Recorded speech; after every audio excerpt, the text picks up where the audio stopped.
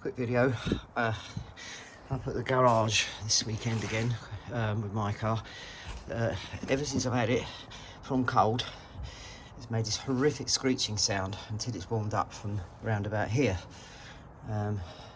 Anyway, went on YouTube, looked on a few forums, discovered that it's this pulley here, and the bearing goes.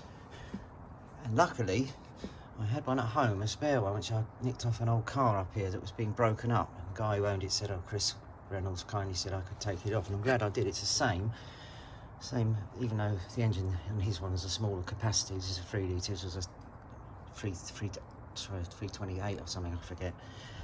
Anyway, 28 litre, 2.8 litre. Anyway, so that one is nice and quiet and quite sort of, you just know it's right. This one, I can't really do it. I've got one hand holding the fucking phone. Hang on, so I'll put, no, I can't do it. Yeah, it makes this kind of horrible noise, and it's so very, very loose.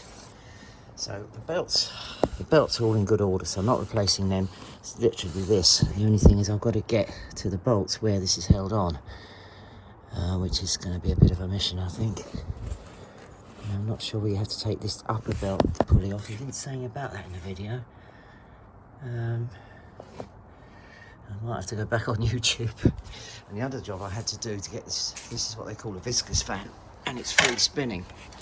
So it carries on a little while after the engine revs die down. It has got an electric fan at the front of the radiator as well. So it's good, it's got a lot of cooling. But this bolt, you have to get this undone off the pulley here.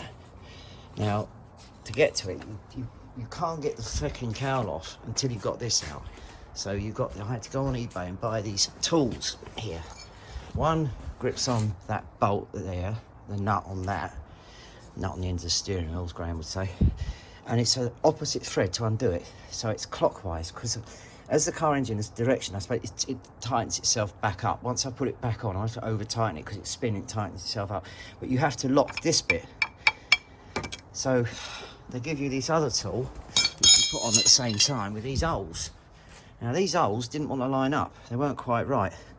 Typically, eBay special. So I've had to get a die grinder. Luckily there's a compressor, well, everything's up here, compressor. I wouldn't have never done this at home.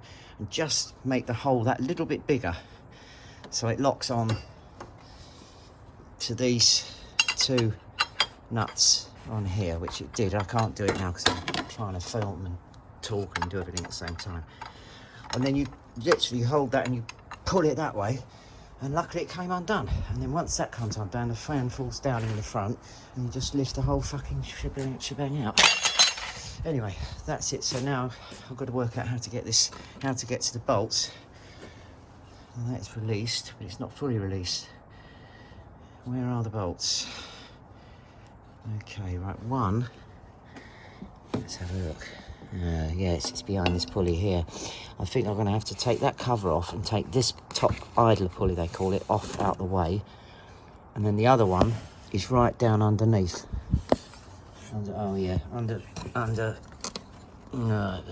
there. I'll be no good on YouTube what I do in these videos.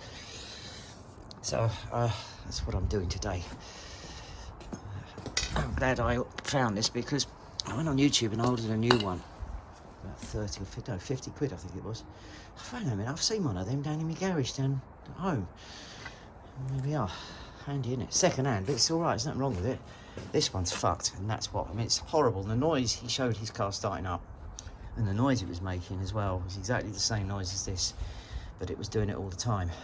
So obviously, once they get even more warm, they won't just shut up once the car warms up. They'll just keep making this horrific screeching. It's like a whistling, screeching sound. It's not belt noise. It's a very, very strange sound. Anyway, that's enough for me for now. So, let's see, I've got all the equipment up here. Yeah. Update, Sunday now, day number 2. I replaced the lower pulley yesterday, as you would have seen in the other video. But when I was taking it off, I did notice that this pulley here was felt. I had to take this off to get to the bolt for the thing behind this thing I replaced. This was feeling rather naughty. I went home, looked at the YouTube video I'd been watching, and sure enough, his was the same, and it was screeching again, and it was doing it this morning. So that pulley did need to be replaced because it was fucked. In fact, I'm going to take it over a bit soon here. This should not sound like, and it shouldn't be as free as that, and that's exactly what his was doing, and that's why it was screeching. But obviously it's a combination of this pulley and the one above they call an idle pulley. It just pushes down on the belt that comes off the alternator and goes underneath, you see, and it tensions it on the main pulley here. So the water pump pulley, I believe that is.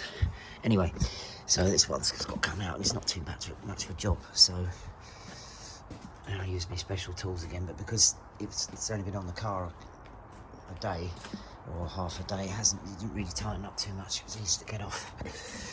So that's what I'm doing. So hopefully that will cure it. If it does, I shall make another segment to my video of the thrilling antics of the weekend, pissing around with cars. Oh, the fun of the fair. Right, I haven't put the viscous fan back yet, but you can cancel them on these, you don't have to have them, but anyway, that's now as quiet as anything. So finally it's done.